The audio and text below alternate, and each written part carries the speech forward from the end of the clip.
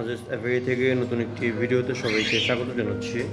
সকালবেলা এসেই আগে আমি আমার পাখিটাকে চেক করলাম, দেখলাম যে কটা বাচ্চা ফুটছে নাকি আর কোনো বাচ্চা ফুটেই নেই, বা বাচ্চাটা যে ফুটছে বাচ্চাটা ঠিক আছে কিনা। দেখার পর আমি যেটা কাজ করলাম সেটা হচ্ছে, মূলত এখন যেহেতু পাখির বাচ্চা ফোটা শুরু হয়েছে, সুতরাং এই মুহূর্তে ওকে আমার কিন্তু একটা সাপ্লিমেন্ট দেওয়া খুবই জরুরি। তা না হলে কিন্তু ক্যাঙ্কারে যদি একবার এফেক্ট হয়ে যায় বাচ্চা, তাহলে কিন্তু সে বাচ্চাটাকে টিকানো খুবই কষ্টকর। তাই যেহেতু গতকালকে বাচ্চা প্রথমটা ফুটছে, গতকালকে কোনো সাপ্লিমেন্ট আমার দেওয়া হয়নি, আজকে কিন্তু আমি ওকে 2+টা দিয়ে দিলাম, আর সাথে অ্যামোডিসটা দিয়ে দিচ্ছি, দুটোকে মিক্স করে দিচ্ছি। কারণ এই জিনিসটা যদি আমি টানা 3 দিন কি 4 দিন কোর্স করি, তাহলে ইনশাল্লাহ ক্যাঙ্কারের ঝুঁকিটা থাকবে না। আমি 4 দিন না, আমি হয়তো এটাকে টানা 5 দিন কোর্স করাবো 2+ আর অ্যামোডিস দিয়ে। তারপরে আবার 5 দিন পর থেকে আবার অন্য একটা কোর্স করাবো, সেটাও আপনাদেরকে বলবো, রেনামাইসিন দিয়ে মানে কোর্সটা করাবো আবার। এতে করে কী হবে, বাচ্চাগুলো অ্যাটলিস্ট যে অসুস্থর যে সমস্যাটা সেটা থাকবে না, ঠান্ডা লাগার সমস্যাটাও বাচ্চার থাকে না, প্লাস বাচ্চার ক্যাঙ্কারের সমস্যাও থাকে না। এভাবে কোর্সটা করা দিতে পারলে বাচ্চাগুলো ভালো থাকে। আর যেহেতু এখন বাচ্চা ফোটা শুরু হয়েছে, সুতরাং এখন কিন্তু প্রতিদিন আমাকে সফট ফুড দিতে হবে। যদিও এখন পর্যন্ত সব কটা বাচ্চা ফুটেনি, আমি একটু আগে যা দেখলাম যে এখন পর্যন্ত মনে হচ্ছে যে 1-2টার মতোই বাচ্চা ফুটে আছে। তো যখন থেকে পুরোপুরি বাচ্চা সব ফুটে যাবে, তখন কিন্তু আমি 2 বেলা করে সফট ফুড দিব। এখন আপাতত আমি 1 বেলা করে সফট ফুড দিচ্ছি। আর বাচ্চাও যত আস্তে আস্তে বড় হবে, খাবার পরিমাণ তত বাড়া দিতে হবে। যেহেতু এখনও মাত্র বাচ্চা ফুটলো, ছোট বাচ্চা, এই জন্য কিন্তু এত পরিমাণ খাবার এখন দিচ্ছি না, জাস্ট 1 বেলা সকালেই একটু সফট ফুড দিচ্ছি। আর নর্মালি আমি এমনিতেও পাখিকে সফট ফুড দিয়ে থাকি, সব পাখিকেই, শুধু বাচ্চা আছে বলে তাই যে তা না, সব পাখিকে আমি সফট ফুড দিয়ে থাকি। কিন্তু আজকে কিন্তু আমি কোনো সফট ফুড পাখিকে দেইনি। এখন আমি একদিন পর পর পাখিকে সফট ফুড দিচ্ছি। আর আগে কিছুদিন আগে আমি প্রতিদিন সফট ফুড দিছিলাম, কিন্তু প্রতিদিন সফট ফুড দেওয়া এই মুহূর্তে ঠিক হবে না, আর প্রচুর গরম। আর ওদের খাদ্যাভ্যাসটা একটু চেঞ্জ করানোর জন্যই আমি সফট ফুডটা একদিন পর পর দিচ্ছি। আর মাঝখানে যে একদিন করে গ্যাপ থাকছে, এই গ্যাপে আমি যেহেতু এখন রমজান মাস চলতেছে, রমজানের পর থেকে এই গ্যাপে আমি আবার চেষ্টা করব অন্য একটা খাবার, যেমন শাক সবজি ডিম এইসব আর কি মিলায় ঝিলে, বা ফল মিলায় ঝিলে আর কি আমি এই গরমটাকে ওদেরকে সফট ফুড দিয়ে আর কি মানে কী বলে মেকআপ করে নেব। কিন্তু এই একই ধরনের খাবার যেটা আমি প্রতিদিন দিয়ে থাকতাম আগে, এটা দেওয়াটা পাখির জন্য আমি মোটেও মনে করে ঠিক হবে। এই যে তো এই জন্য এখানে টোটাল 5টা ম্যাটেরিয়াল আছে।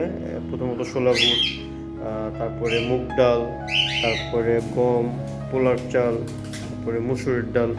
তো এইটা এখন থেকে সপ্তাহে 3 দিন বা 4 দিন পর্যন্ত যাবে। আর বাকি যে 3 দিন থাকবে, সেই 3 দিন ফল সবজি শাক পাতা ডিম এভাবে আর কি মিক্স করে ওদেরকে সফট ফুডটা আমি দিয়ে থাকবো। আর এই যে পাখিটা আমার অসুস্থ ছিল, মাশাল্লাহ এখন ও আস্তে আস্তে মোটামুটি রিকভারির দিকে। তো অসুস্থ ছিল হচ্ছে এই পাখিটা, এই সাইডেরটা, এই সাইডের পাখিটা অসুস্থ ছিল। আর না সরি, এই পাখিটা অসুস্থ ছিল, এই পাখিটা এখন মাশাল্লাহ সুস্থ হয়ে গেছে। আর ওদের পায়খানার কথা যদি বলতে যাই, তাহলে এই যে ওদের পায়খানা এখন ঠিক আছে, মোটামুটি এখন ঠিক হয়ে গেছে। আগে যে সবুজ পায়খানাগুলো করতো, সবুজ না, এখন এটা অনেকটাই কমে গেছে। আর আমি কিন্তু প্রথম থেকেই বলছি, ওদের ট্রিটমেন্ট কিন্তু আমি তেমন কিছু করিনি, জাস্ট 2+ আর অ্যামোডিস এই দুইটাকে একসাথে মিক্স করে 1 লিটার পানিতে 2 গ্রাম, আর 2+ 1 লিটার পানিতে 2 ml, এভাবে মিক্স করে করে কিন্তু আজকে খাওয়াচ্ছি টানা 24 ঘন্টার ভিতরে।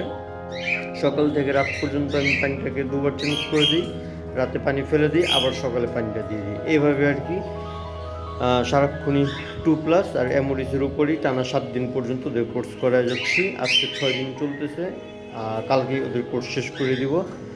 ইনশাল্লাহ এর ভিতরে আমার পাখি পুরোপুরি ঠিক হয়ে যাবে।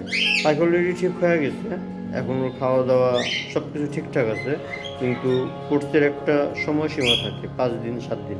তো আমি চিন্তা করছি 7 দিনই করাবো, যাতে একেবারে জিনিসটা ঠিক হয়ে যায়।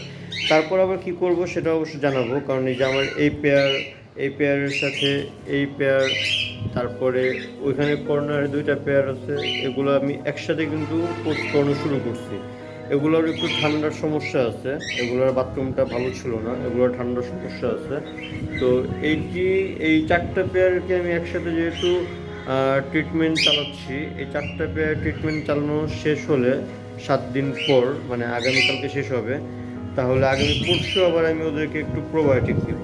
প্রোবায়োটিকটা দেওয়ার দরকার এই কারণে, কারণ যে কোনো অ্যান্টিবায়োটিক বা যে কোনো ওষুধগুলো খাওয়ানোর পর পাখিগুলো কিন্তু এক ধরনের ওদের উপর দিয়ে একটা ধকল যায়, ওরা কিন্তু তখন একটু দুর্বল হয়ে যায়। তো এই প্রোবায়োটিকটা দিলে কি হয়, ওদের ভিতরে যে উপকারী ব্যাকটেরিয়াগুলো যে এই অ্যান্টিবায়োটিক দেওয়ার কারণে বা অসুস্থর কারণে যে দুর্বল হয়ে যায় বা উপকারী ব্যাকটেরিয়াগুলো যে মারা যায়, এই প্রোবায়োটিকটা দিলে পাখিগুলোর সেই ব্যাড ব্যাকটেরিয়াগুলো মানে নষ্ট করে উপকারী ব্যাকটেরিয়াগুলোকে আবার কিন্তু উৎপন্ন করে পুনরুজ্জীবিত করে সব কিছু মিলায় জিলে কিন্তু যে কোনো মানুষের শরীরে বা পশু পাখি যা কিছু আছে সবার শরীরে কিন্তু এই উপকারী ব্যাকটেরিয়ার গুরুত্বটা অনেক বেশি।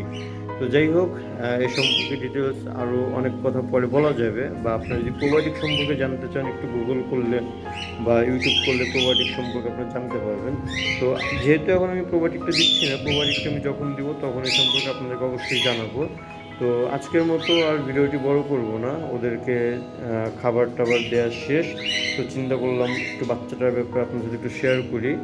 আর বাচ্চাটা কিন্তু আমি দেখানোর চেষ্টা করছি আপনাদেরকে একটু, না এখন দেখা যাচ্ছে না, তবে আমি এর আগে ভিডিও করছি, ভিডিওটা আমি এখন দিয়ে দিচ্ছি। এই যে বাচ্চাটা মাশাআল্লাহ খাওয়াচ্ছে। তো যাই হোক, ভিডিওটা বড় করবো না, চ্যানেলে যদি নতুন হয়ে থাকেন অবশ্যই চ্যানেলটিকে সাবস্ক্রাইব করে হয়ে যাবেন নাদিস গার্ডেন অ্যান্ড পেটসের ফ্যামিলি মেম্বার। সবাইকে ভিডিও দেখার জন্য অসংখ্য ধন্যবাদ।